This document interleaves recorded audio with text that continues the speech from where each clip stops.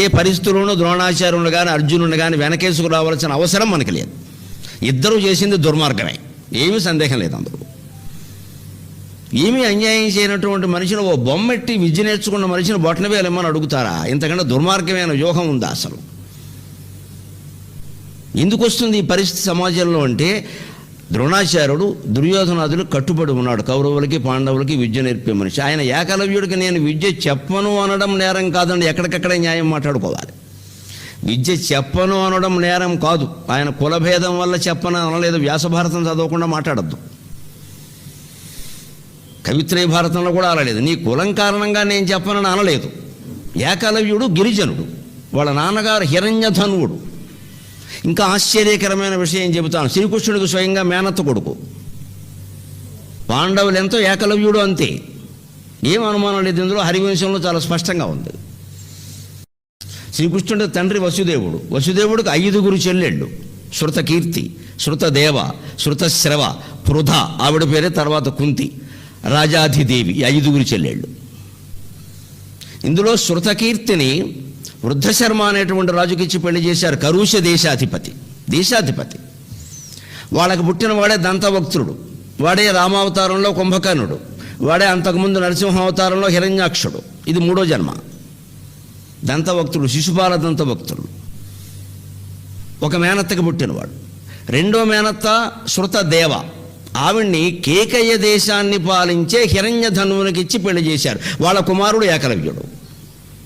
ఆ కేకయ్య దేశంలో మొత్తం గిరిజన పరగణాలే ఎక్కువ, అందుకని దాన్ని గిరిజన సామ్రాజ్యం అన్నారు. ఈయన గిరిజనుడు అన్నారు. గిరిజనుడికి రాజాధిరాజ స్థానం ఇచ్చి గౌరవించిన జాతి హిందూ జాతి, అది హిందూ ధర్మం. రాజవంశాలు కేకయ్య రాజవంశం. కైకేయి ఎక్కడ పుట్టిందో ఈయన అక్కడే పుట్టాడు. కైకేయి ఏమిటో ఈయన అంతే. గిరిజనుడు కదా అని పిల్లనివ్వకుండా ఏం ఊరుకోలేదు. కులాంతర వివాహాలు అప్పుడు జరిగాయి. అగస్త్యుడు కావాలని వెళ్ళి తనకు తగిన కన్య లేకపోతే, ఒక మహారాజు పిల్లలు లేక బాధపడుతూ ఉంటే, నీకు పిల్లలు పుట్టేలా నా తపశ్శక్తి ఉపయోగిస్తాను, తపశ్శక్తి ధారపోస్తాను, పుట్టిన పిల్లలు నాకు ఇవ్వాలని అడిగాడు. ఎందుకంటే ఆయన తపశ్శక్తిని తట్టుకుని ఆయన లక్ష్యాన్ని సాధించాలంటే అంత తపశ్శక్తికి పుట్టిన అమ్మాయి కావాలి. ఆ మహారాజు ఒప్పుకున్నాడు. అలా పుట్టింది లోపాముద్ర. ఆవిడికి 16 ఏళ్ళు వచ్చాక పెళ్లి చేసుకున్నాడు. అగస్త్యుడికి ఆవిడికి 40 ఏళ్ళు తేడా ఉంటుంది. ఉండనియండి, ఆ రోజుల్లో కలిగేవారు. ఈ రోజుల్లో 25 ఏళ్లకే కలగట్ల. అడుగడుక్కి సంతాన సాఫల్య కేంద్రాలే. నమశివాయ.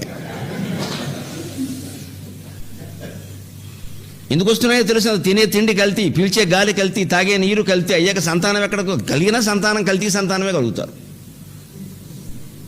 అంతా ఒత్తిడి ఒత్తిడి ఒత్తిడి ఒత్తిడి ఒత్తిడి ఉన్నవాడికి తిండి ఎక్కడది ఇక్కడ. ఆ రోజుల్లో ఈ ఒత్తిడి లేవు. ప్రశాంతంగా తపస్సు చేసుకునేవారు. అంటే ఆయన తపశ్శక్తికి ఆయన వింధ్యపర్వతాన్ని ఎదుర్కోవాలి, మహాకార్యాలన్నీ సాధించాలి, సముద్రాలని పానం చేయాలి, నివాత కవచాలను సంహరింపజేయడానికి మార్గం చూపించాలంటే దానికి తగిన భార్య కావాలి. ఇక్కడ రోజు షాపింగ్ మాల్కి వెళ్ళే భార్య దొరికితే కష్టం ఎక్కడ.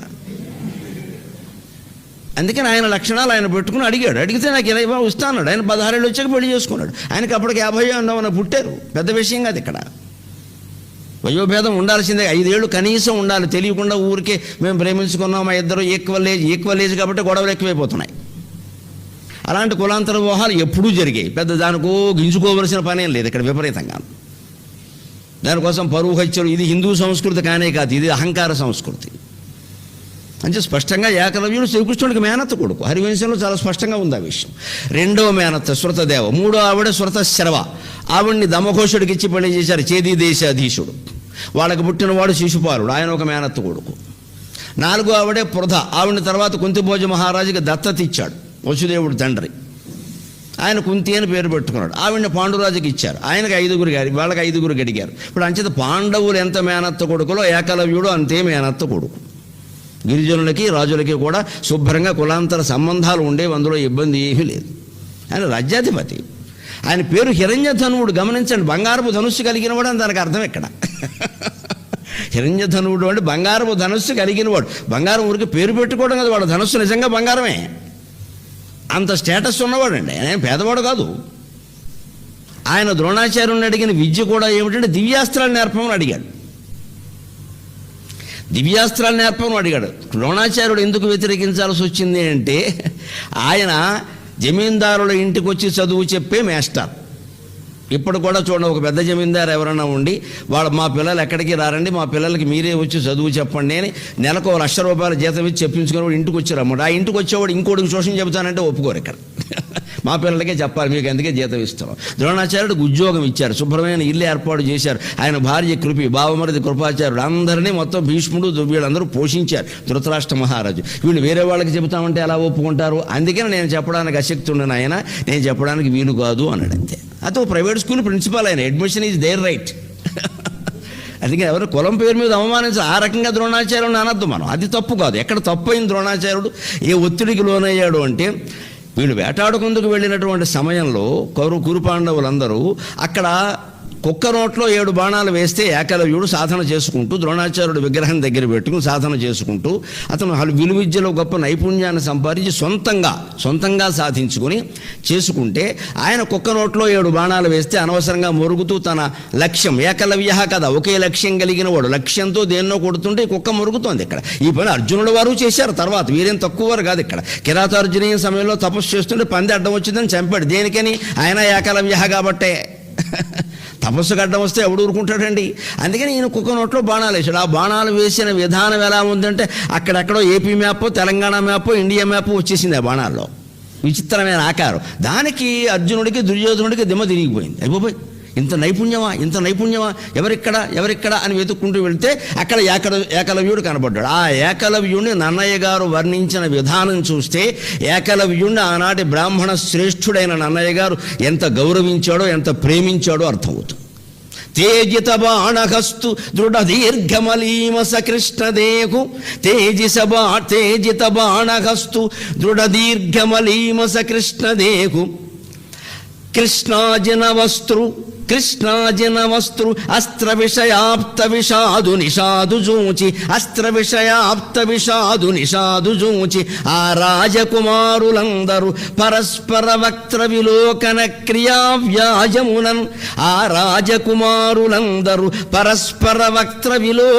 క్రియావ్యాజమునన్ తదీక్షణ నివారితులైరి అతి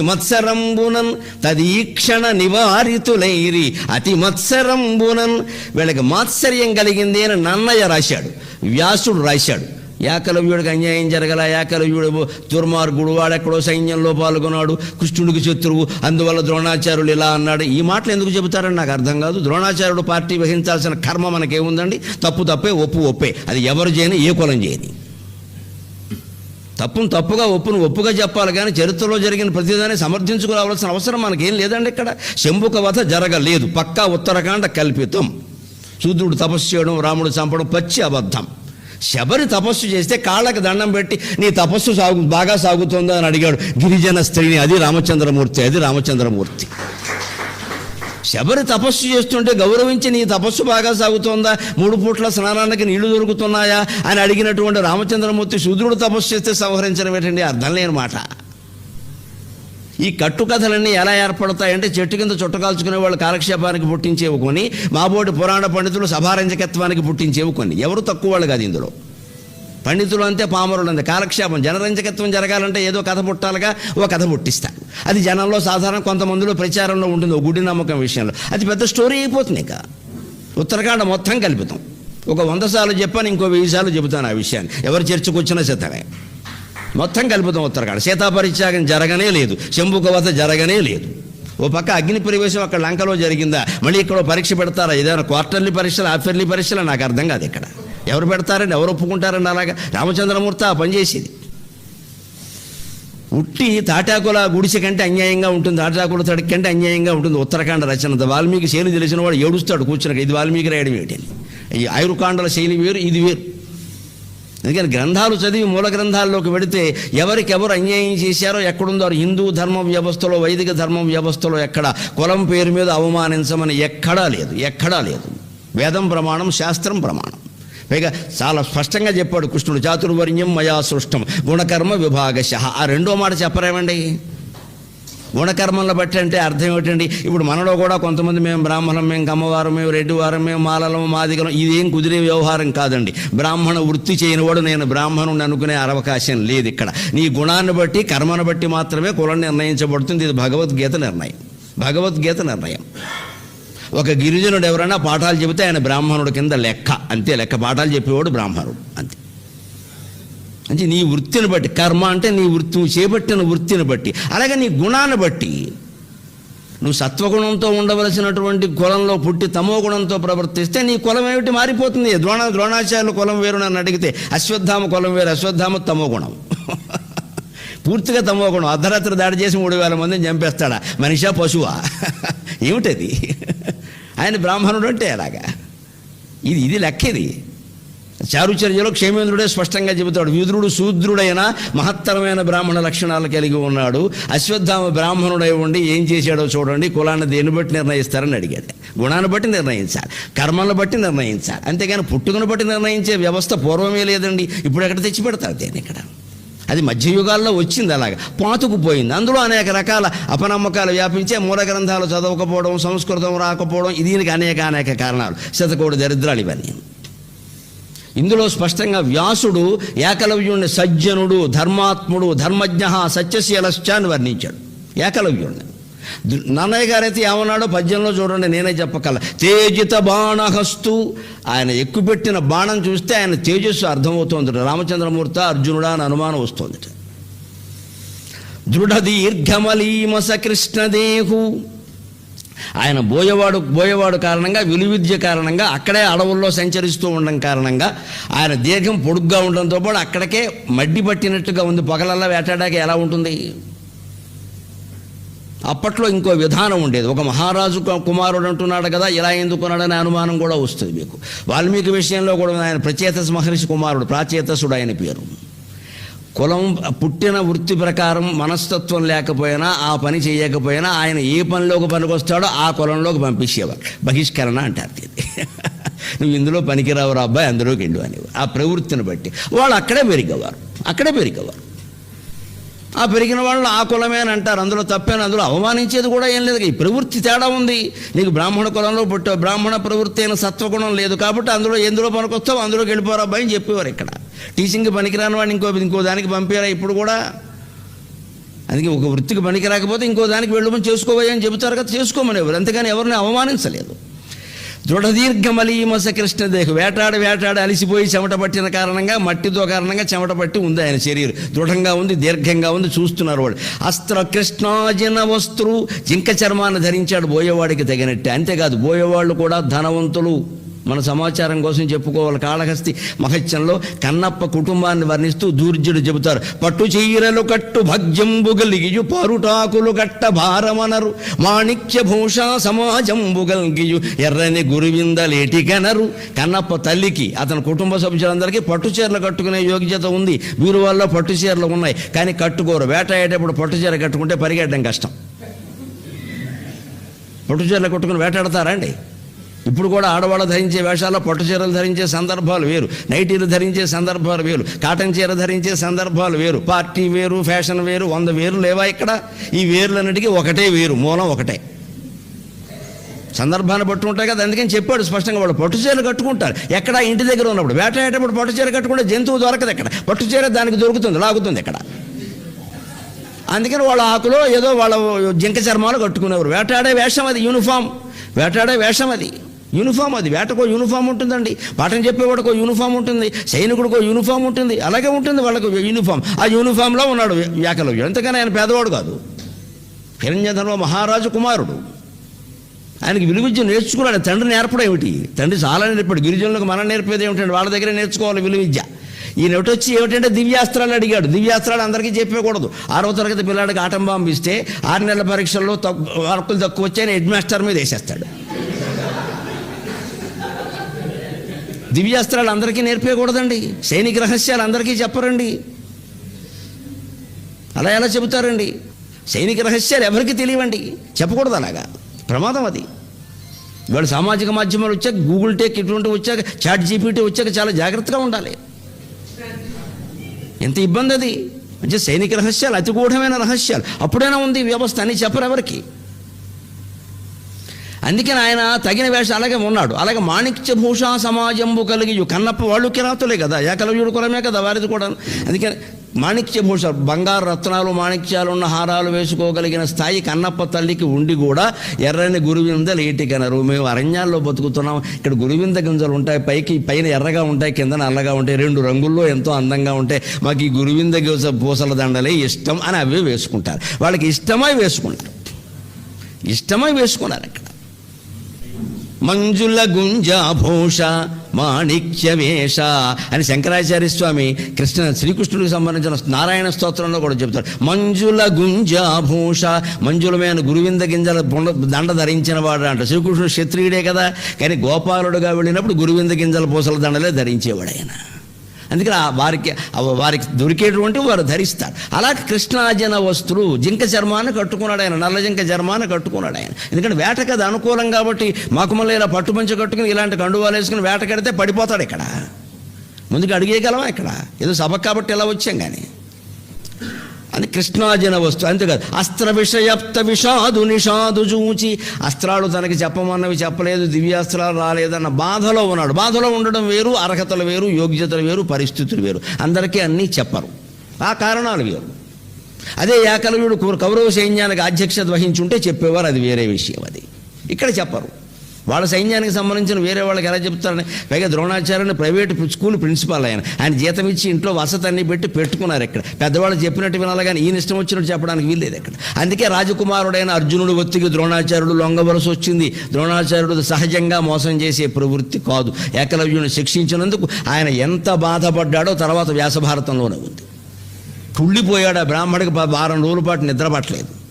తప్పు చేశా. ఈ తప్పు ఆయన ఊరికే కొట్టలేదండి.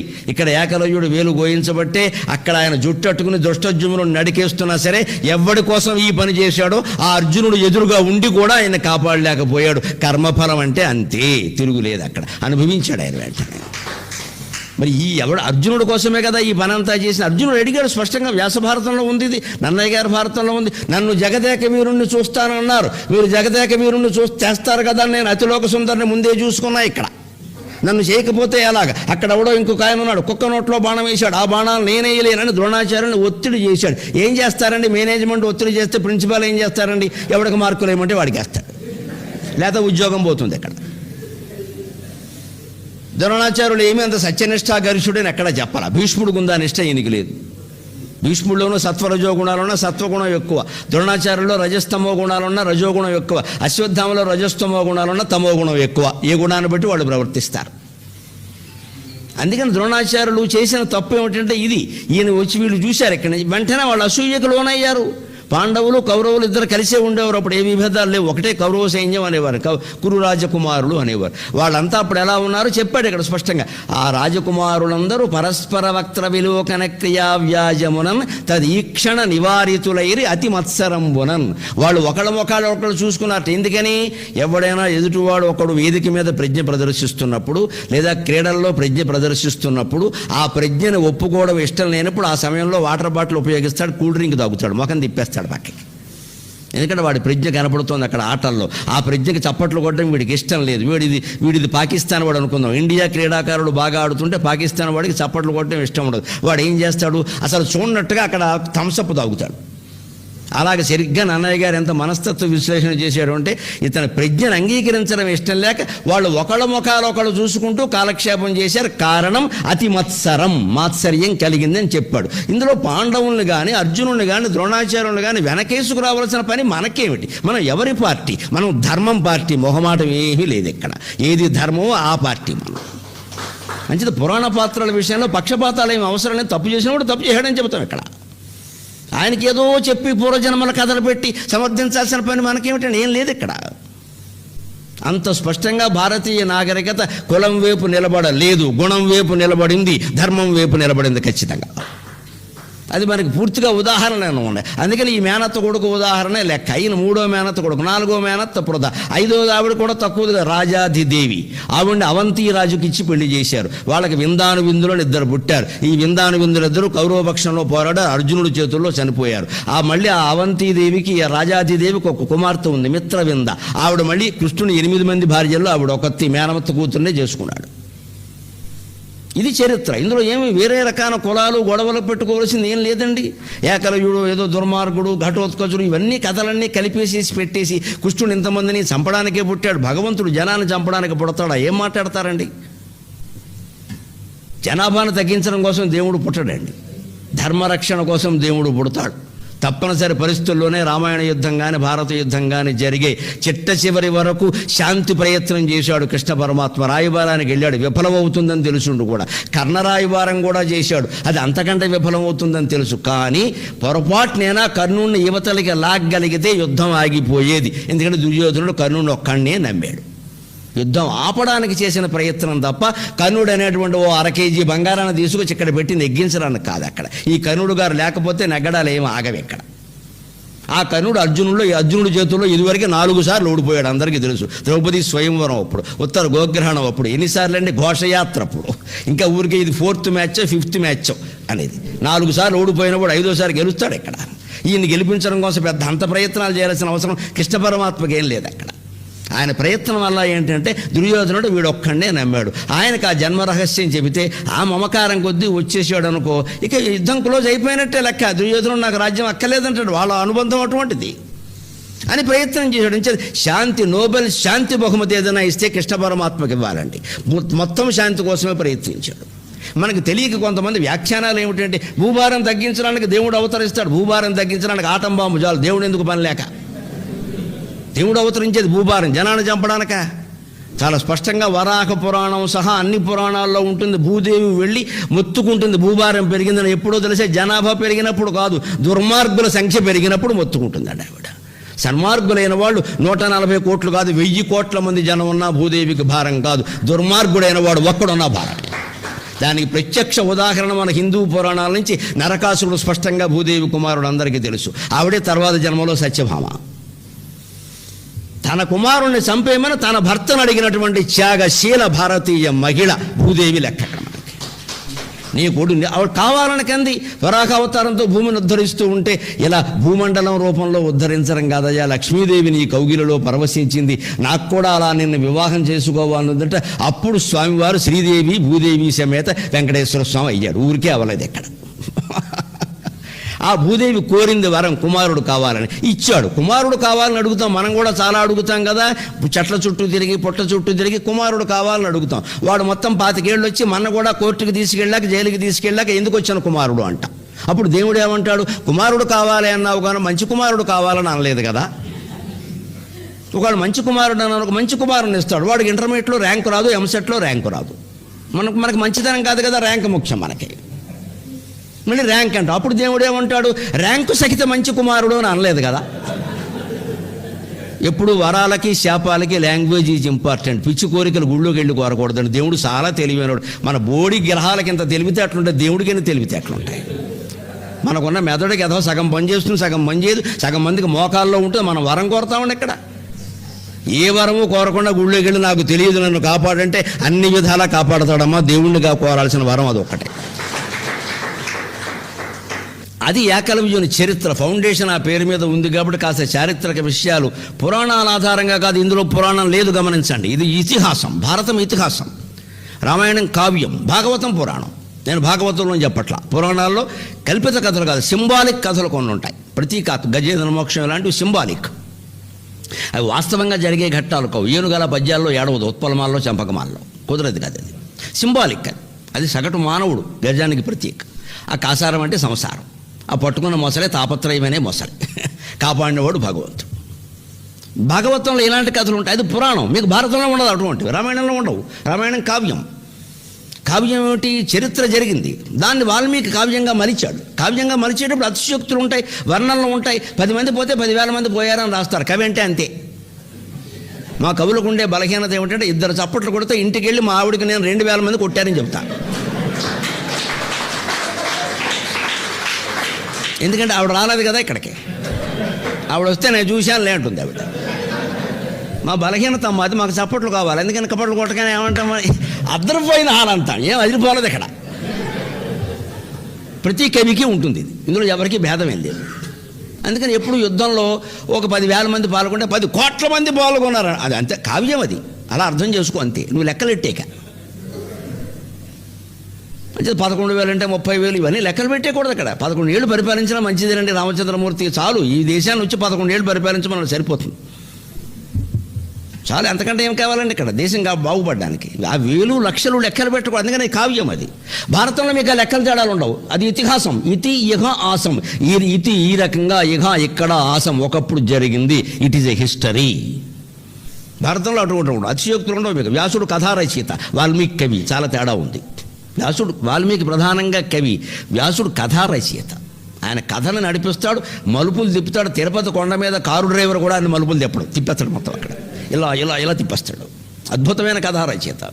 వ్యాసభారతం కథల కోసం చదవాలి, కవిత్వం కోసం కావాలంటే రామాయణం చదువుకోవాలి. అందులో ఇది ఉంటుంది, ఇందులో అది ఉంటుంది, కానీ ప్రాధాన్యం చెబుతున్నాను నేను. ఇది ఏకలవ్యుని చరిత్ర. ఈ చరిత్రను ముందు జనంలోకి తీసుకెళ్ళి, ఎక్కడా ఏకలవ్యుడికి చరిత్ర అన్యాయం చేయలేదు, వ్యక్తులు చేశారు, వ్యక్తులు దాని ఫలితం అనుభవించారు.